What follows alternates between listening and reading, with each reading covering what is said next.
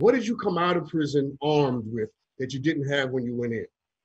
The concept of power, right? Like, governments are supposed to derive their just power from the consent of the governed, right? And the only point in that's true is votes, right? But after that, there's no consent, right? And I was like, well, let me figure out what power is, right? And I read Saul Alinsky. It's Love the little red book. The little yeah, red yeah, yeah, yeah, yeah, yeah. book. Let them call me rebel. You see all these books here, but he talks about power being defined in two ways: organized people or organized money.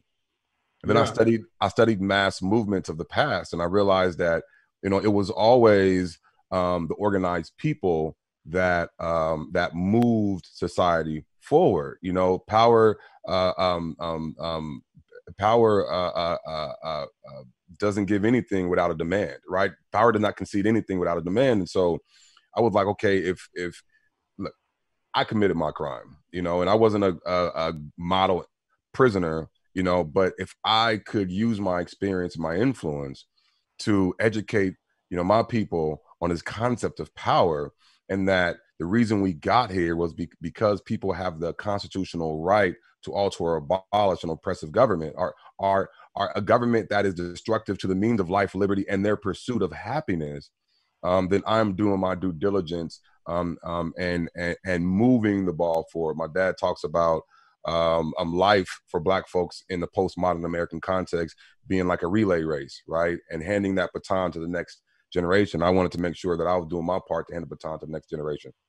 So you come out of prison with a greater appreciation for the concept and the experience of power. Mm-hmm. I'm assuming that also means you had a greater understanding of your own. Yeah. Oh yeah. Yeah. I went through this this process, and it's called generative cymatics, and it's really about how your body responds in the moment, right? And paying attention to that. And one of the practices they teach you is that you have to have a commitment to yourself. And so my commitment is I'm a commitment to intense realism that produces transformative results in all my interactions, right? And so I was intensely real that I am not going to be the model person that folks should follow their trajectory, but I can be a voice of reason and understanding, right? And power. And so, when I got out, I really understood where I was. A second, because you said something very profound and important. I think people need to understand that. You don't have to be a model, angel, perfect soul on earth in order to be someone that makes a culture question and critique itself. 100%, 100%. I mean, look at the disciples, right? They were Galileans. If you look up the Galileans, they were quarrelsome. They were bullheaded. They fought. They were rebels. They were revolutionaries.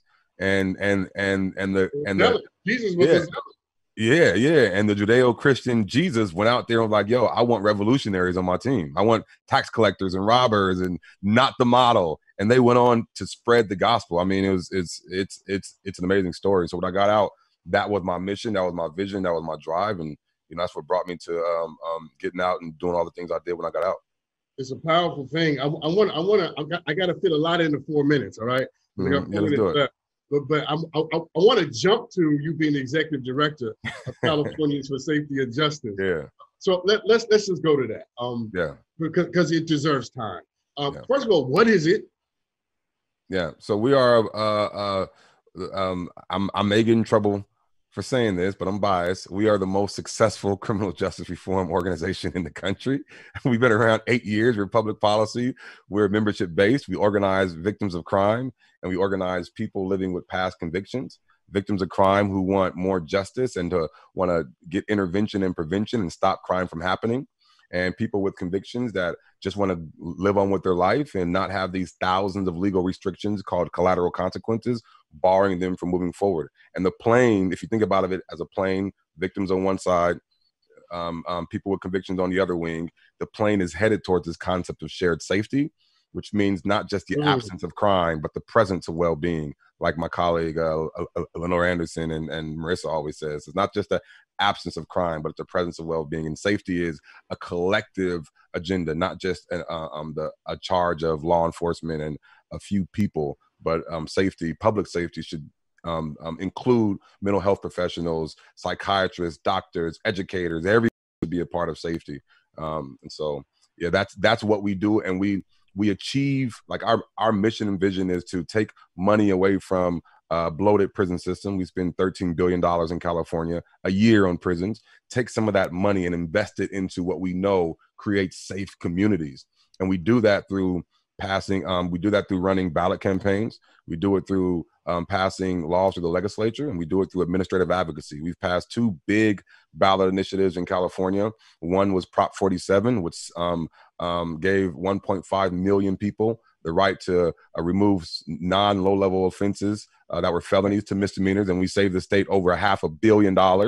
And then Prop 57, which incentivized people like me when they're in prison to actually go and get some rehabilitation, get a degree, go to anger management, and get small times off to incentivize getting back into society and being ready to do that. And so that's what we do.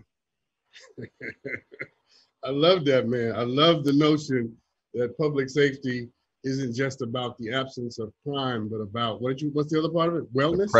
The presence of well-being. Presence of well-being. I love that. I think that we need to hear that as often as we can these days as we reimagine what criminal justice and policing can be, because not the least of which, because I think there's a not just a psychological but a spiritual element to that.